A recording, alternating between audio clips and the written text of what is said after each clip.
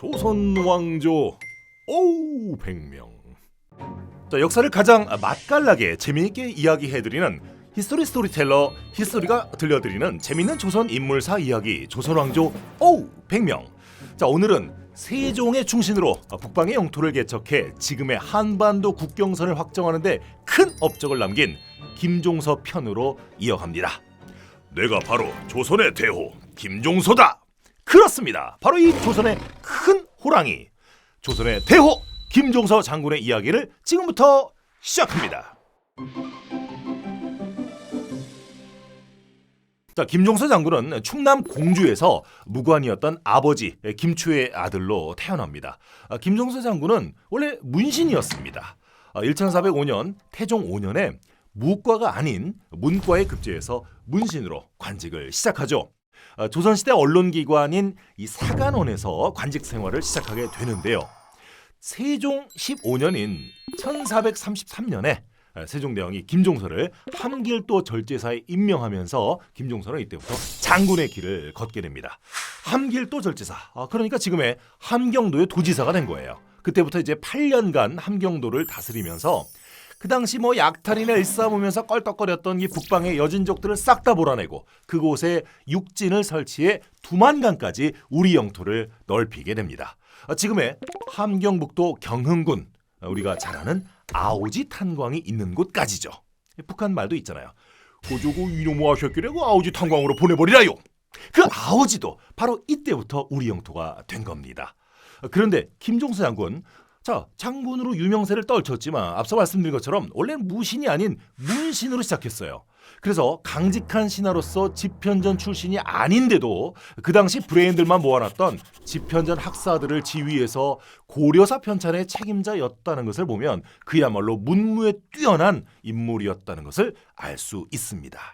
자, 하여튼 당시 세종대왕은 북쪽에 골치 아픈 일만 생기면 무조건 김종서를 찾아요. 북쪽 변방에 오랑캐들만 나타났다면 세종대왕은 바로 김종서 호출. 김종서 어디 갔어? 김종서 어디 갔어? 김종서 장군은 이런 세종대왕의 그야말로 북방 해결사였던 겁니다. 자, 세종 말년이었던 1449년에 중국에서 토목보의 변이 일어납니다. 이 토목보의 변이 뭐냐면 당시 명나라의 6대 황제였던 정통제가 몽골계였던 타타르족과 전쟁을 벌이는 사건이 있었어요. 그때 이 명황제가 포로가 되는 사태가 일어나죠. 명나라 황제가 오랑캐들의 포로가 됐으니 이게 중국사에서는 3대 비극 중에 하나로 꼽히는 일인데요. 이 일로 요동지역이 시끄러워지죠. 이 요동 접경 지역의 위험에 대비해야 하는 조선의 국가 위기 상황이 생긴 겁니다. 그러니까 세종대왕이 다시 누굴 찾겠어요? 김종서입니다. 물어보나 마나죠. 이보시오 장군, 이번에도 수고 좀 해주셔야겠소. 평안도로가 요동의 위험에 맞서 우리 백성들을 지켜주시길 바라오. 역시 김종서입니다. 지난번에 여진족 몰아내러 함길도 갔었는데 이번엔 몽골에 대비해서 왼쪽에 평안도 도치찰사로 출장을 가게 되는 거죠. 하도 다니니까 김종서도 제발 저 좀 한양으로 돌아갈 수 있게 해주세요. 저도 서울에서 쉬고 싶어요. 라는 상소를 그렇게도 많이 올렸다고 합니다. 자, 여러분이 왕이라면 어떨까요? 어찌 이런 신하를 좋아하지 아니할 수 있겠습니까? 세종의 총애를 받습니다. 총애를 받지요. 세종의 충신이었던 황희정승에게도 인정을 받습니다. 황희가 자신의 후계자로 바로 이 김종서를 찍게 됩니다. 나 다음은 바로 너야. 나는 전하께 사표 내고 쉴 거야. 이게 황희정승의 마음이었던 거죠. 자, 앞서 세종대왕이 황희정승을 엄청나게 부려먹었다고 했었죠. 신하를 그만하고 싶다고, 관직을 그만하고 싶어서 사표를 써도 세종이 사표 수리 안 해줬고요. 늙어서 궁궐 출퇴근이 어렵다고 핑계를 했더니 그럼 재택근무해. 내가 재택근무하고 그 가마까지 보내줄게. 그랬던 세종인데 이 세종대왕이 김종서 장군에게 어떻게 했겠습니까? 보나마나 뻔한 거죠. 황희와 마찬가지입니다. 속된 말로 죽어라고 일시킵니다.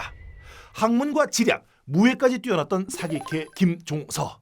그래서 얻은 별명이 큰 호랑이. 야구선수 이대호 말고 바로 조선의 대호 김종서였던 것입니다. 이 대호 김종서도 수양대군이 일으킨 이 계유정난 때 비극적인 죽음을 맞게 됩니다. 참 안타깝죠. 계유정난, 영의정 황보인과 좌의정 김종서를 제거하고 수양대군이 권력을 잡게 된 사건이죠. 태종 이방원이 왕이 되기 위해서 권력의 핵심 정도전을 제거했듯이 수양대군도 당시 권력의 핵심 큰 호랑이 잡아야죠. 대호 김종서를 제거해야 했던 겁니다. 자, 그래서 김종서를 비롯한 수양대군의 반대파 중신들을 척결할 계획을 세웁니다. 여기에서 그 유명한 인물 수양대군의 책사 한명회가 등장합니다. 한명회의 살생부가 나오는 거죠. 단종의 왕명, 그 왕명을 빙자해서 만든 살생부가 만들어진 거고요. 살생부의 1번 살의 이름을 올린 사람이 바로 좌의정 김종서였던 겁니다. 고사일에 수양대군이 김종서의 집을 찾아가죠. 오늘의 그 위치를 저도 직접 찾아가 봤습니다. 자, 바로 이곳이 김종서 대감의 집이 있던 그 자리입니다. 지금은 서대문역 5번 출구 앞, 보시는 것처럼 NH농협 본사가 위치해 있습니다. 계유정난이 있던 그날 밤 수양대군이 역모를 일으킬 거라고는 전혀 예상하지 못했던 김종서 대감은 바로 이곳 자신의 집 앞에서 수양대군을 맞이하게 됩니다. 자, 계유정난이 있던 그날 밤 김종서 대감과 수양대군과의 만남, 앞서 보신 것처럼 지금 서대문역 5번 출구 앞 농협중앙회 본점에 위치한 바로 그 자신의 집 앞에서 김종서가 수양대군을 맞이합니다. 대군께서 이 야심한 밤에 어쩐 일이시오? 화상대감께 일이 있어 왔소이다. 이 문서를 좀 보시겠소? 아니, 이것이 무엇이오? 좌의정 김종서가 그 문서를 달빛에 비춰서 보려는 순간 수양대군의 종인 임어을운이란 자가 철퇴로, 김종서 장군이 머리를 숙였을 때 철퇴로 김종서의 머리를 내리칩니다. 그렇게 해서 조선의 대호 김종서의 명을 다하게 됩니다. 김종서 장군의 무덤이 지금의 세종시 장군면에 있습니다. 원래 여기가 행정구역으로는 공주시 장기면이었는데요. 세종시가 생기면서 장군의 묘가 있었다고 해서 바로 이곳의 지명을 장군면으로 정했다고 합니다. 세조에게 죽음을 당하고 효수형, 즉 그 목을 베어서 머리를 길거리에 걸어두게 했으니 역적으로 몰려서 시신수습이 제대로 되기나 했겠습니까? 그래서 지금 묘에, 세종시 장군면에 그 묘에 붙여 있는 것은 김종서 장군의 다리 하나뿐이라는 이야기도 있습니다. 좀 충격적이죠. 비록 김종서 장군은 비극적인 최후를 맞았지만 세종과 문종, 이 선왕들의 유언을 받들어서 단종을 모시고 지키고자 했던 충신 중에 충신이었죠. 무엇보다 현재 북방의 여진족을 몰아내고 육진을 설치하면서 우리 한반도의 북방 영토를 확정하는 데 큰 업적을 남긴 인물로 평가받고 있습니다. 앞서 김종서는 훌륭한 문신이라고도 했는데요. 고려사뿐만 아니라 세종실록 편찬에서도 책임관으로 임했고요. 장군이 학문과 지략까지 뛰어났으니 그래서 대호라는 별명을 듣기에 충분했던 겁니다. 이복에 내가 왕이 될 상인가로 유명한 그 수양대군이 왕이 되고 싶어서 안달났을 때 이 대호 김종서가 얼마나 큰 걸림돌이었겠습니까? 계유정난 때 목숨을 잃은 김종서 장군, 그 후손들은 숙종 4년 때, 이 숙종 때에 가서야, 즉 정확히는 1678년이 돼서야 관직에 나갈 수 있었고요. 영조 22년인 1746년에 복권이 됐으니 이 김종서 장군의 가문도 300년 동안 역적으로 몰려서 멸문지화를 겪어야 했던 것입니다. 자, 이렇게 해서 조선의 대호 김종서 장군의 이야기를 간단하게 정리해봤습니다.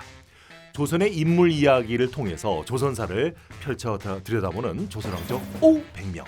여러분들의 구독과 좋아요, 다음 편도 들어보시겠다는 알림 설정은 히스토리텔러 히스토리에게 큰 힘이 됩니다. 많은 의견도 플리즈 남겨주시기 바랍니다. 오늘도 들으신 여러분 생유 베리베리 감사합니다.